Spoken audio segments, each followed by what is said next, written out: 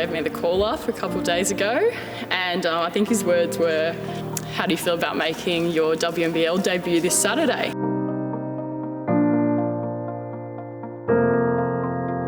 I've just signed as a development player officially, and I'm suiting up tonight, which is pretty huge personally for me because I just started this whole journey helping out with numbers. Her coach at Hawthorn contacted me, just said, look, we've got a good athletic young kid here in our Big V program, and if you need a player, have a look at her. Bella is going to become formally a training player. Yeah, Bella!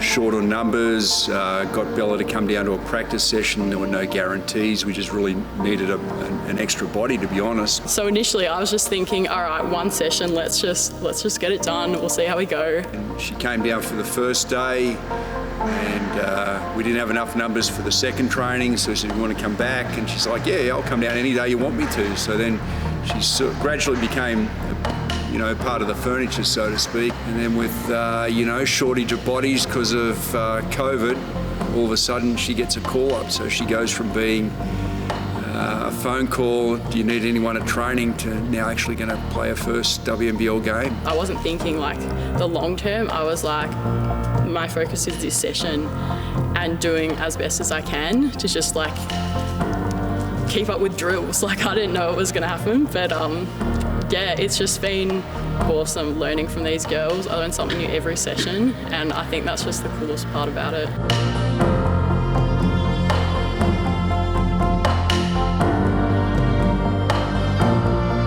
She just made a committed effort with no expectation of anything, because we didn't promise her a thing at all.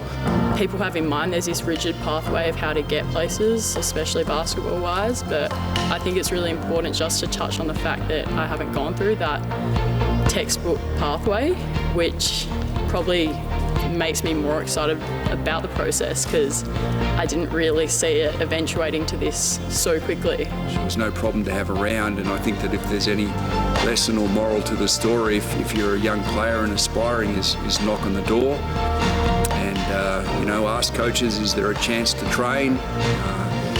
Work really hard at it, get yourself ingrained into the team, and who knows what can happen after that. If you do just put in that work and keep going at it because you love it, which is what I did, then yeah, the sky's the limit.